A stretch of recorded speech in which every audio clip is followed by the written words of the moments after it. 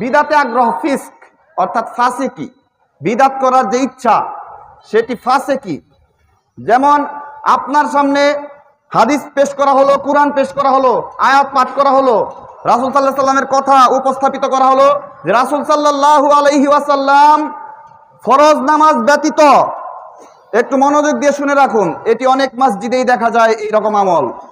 ফরজ নামাজ ব্যতীত, ফরজ সালাত ব্যতীত রাসূল সাল্লাল্লাহু আলাইহি সাল্লাম সালাম ফেরানোর পর 3 বার আস্তাগফিরুল্লাহ আস্তাগফিরুল্লাহ আস্তাগফিরুল্লাহ, মতান্তরে আল্লাহু আকবার। এই তো ফরজের পরে আমরা এটাই পড়ি, ঠিক না? কিন্তু দেখা যায় অনেক ভাই সুন্নত কিংবা তারাবির নফলের পরেও এই কর্মটি করে থাকেন যে সুন্নত নামাজের সালাম ফিরালাম, তারপর আস্তাগফিরুল্লাহ আস্তাগফিরুল্লাহ আস্তাগফিরুল্লাহ, অথবা তারাবির নামাজে এই করলাম, সালাম ফিরালাম, আস্তাগফিরুল্লাহ আস্তাগফিরুল্লাহ আস্তাগফিরুল্লাহ কিংবা আল্লাহু আকবার পড়েন। এটি রাসূল সাল্লাল্লাহু আলাইহি সাল্লাম কখনো করেননি। শুধুমাত্র রাসূল সাল্লাল্লাহু আলাইহি সাল্লাম সালাম ফেরানোর পর আস্তাগফিরুল্লাহ 3 বার করেছেন ফরজ সালাতের পর, সুন্নত কিংবা নফলে নয়।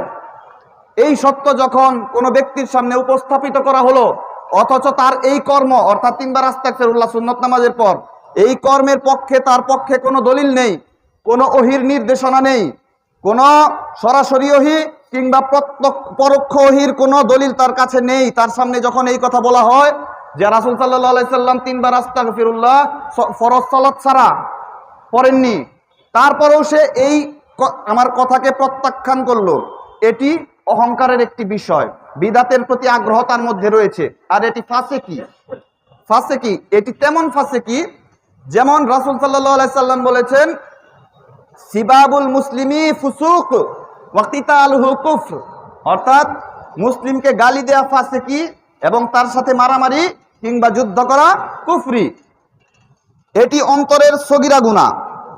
আবার কোন গুনার চেষ্টা করার পর ব্যর্থ হলে উক্ত কর্মে লিপ্ত হওয়ার গুনাহের মতো তাকে শাস্তি দেওয়া হবে, এটি অন্তরের গুনাহ। যেমন একটা হারাম কর্মে লিপ্ত হওয়ার বাসনা আমি করলাম এবং চেষ্টাও করলাম, কিন্তু সেই কর্মটি আমি করতে পারলাম না, ফলে এই কর্মটি সম্পাদন করলে যে গুনাহ হতো, আমি চেষ্টা করার পর ব্যর্থ হলেও উক্ত গুনাহ আমার আমল নামায় দেওয়া হবে। উদাহরণস্বরূপ ধরেন কোনো ব্যক্তি জিনা করার ইচ্ছা করলো অথবা মদ্যপানের ইচ্ছা করলো, মদ্যপানের কথাই ধরলাম, মাদক সেবনের ইচ্ছা করলো এবং যেখানে মাদক বিক্রি হয় সেখানে গেল, কিন্তু কোনো কারণে ওই মাদক ব্যবসায়ীকে পেল না, সে ব্যর্থ হলো, কিন্তু এই ব্যর্থ হওয়ার কারণেও তাকে উক্ত গুনাহ তার আমল নামায় লেখা হবে। এর পক্ষে দলিল ছাড়া তো আমরা কথা বলবো না, দলিল থাকতেই হয়। দলিলটি হচ্ছে রাসূল সাল্লাল্লাহু আলাইহি সাল্লাম বলেছেন 2 মুসলিম ব্যক্তি পরস্পর তরবারি নিয়ে মুখোমুখি হবে, তরবারি দিয়ে মুখোমুখি হওয়ার পর একজন নিহত হবে, অর্থাৎ একজনকে অপরজন হত্যা করবে, উভয়ই তারা জাহান্নামী।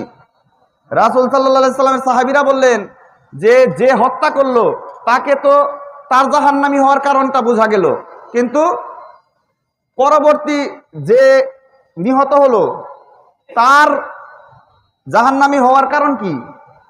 রাসূল সাল্লাল্লাহু আলাইহি সাল্লাম বললেন কারণ ওই ব্যক্তিও তার ওই মুসলিম ভাইকে হত্যা করার নিয়তে তরবারি ধারণ করেছিল। কথা কি বুঝতে পেরেছেন? তাহলে বোঝা গেল যে তার নিয়তের কারণে তাকে ওই উক্ত গুনাহের কর্ম সম্পাদন করার শাস্তি দেওয়া হবে, সেটি দুনিয়াতে না হোক পরকালে তাকে দেয়া হবে।